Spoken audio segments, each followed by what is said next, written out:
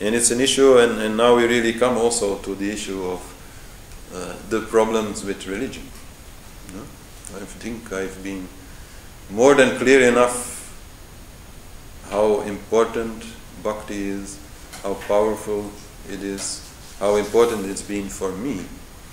But quite clearly, this little craziness, this little irrational approach that is there in bhakti, offers many easy paths for abuse. And this is also, I think, the history that shows us that as people started living together in bigger and bigger entities, from the small tribes that once existed to villages, cities, states, bigger states, then of course for those in power, for those wanting to unite people under one common flag, to have one way to deal with God, is very interesting. And I'm not even saying that in a negative sense per se. It also just happens quite naturally. But it certainly has some negative effects. That in that way people are being limited to one particular path, to one particular form of the divine, and that the essential formless nature of the divine gets a little bit lost in the process. And I don't have to go into the details about history. We all know history in that.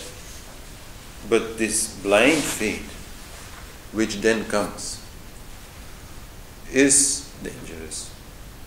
Is dangerous for spirituality. And it's just an ego game. It is the game of my God. Our God. Our God is better than your God. So that gives us a really good reason to attack you and conquer you and convert you to our God. Because your God is false. So this whole idea that emerges there is somehow allowed by the basically rather irrational, non-intellectual approach of Bhakti Yoga. In Jnana Yoga, this is not possible. In Jnana Yoga is so clear in the very essence of it that God is in each and everything and takes each and every form and is essentially formless. But in Bhakti Yoga, this can be forgotten.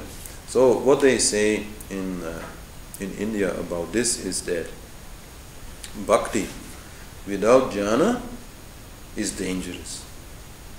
But likewise they say, jnana without bhakti is powerless.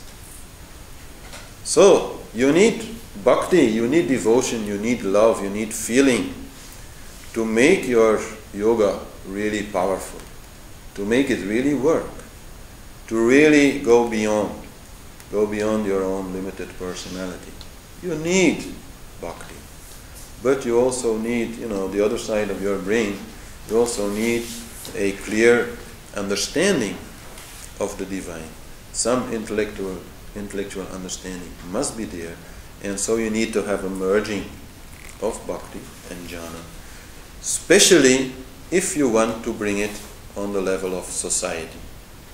If an individual is a bhakta and really not interested in all the intellectual nonsense and all the talking, but fully focused on the divine, fully in love, there's no harm in it. He maybe just harm himself, maybe, but that's all. But the moment you bring it on the level of a bigger group, of a bigger society, well, sometimes you need to have some ritual with dance and song and beauty, and sometimes you need a class like this one now where you talk about it and make it clear for everybody what we are really talking about, what we are really doing, so that not too many mistakes can be made and the ego doesn't get such a hold on the story and cannot corrupt the story.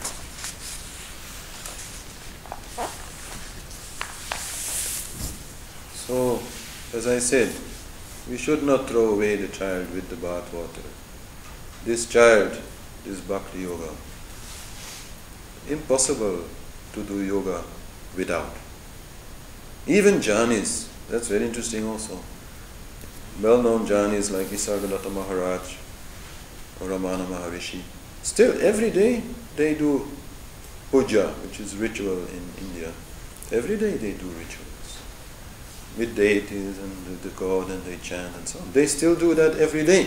And when they are asked about it, they make it also very clear that they don't do it just to please the community or their wife or something. No?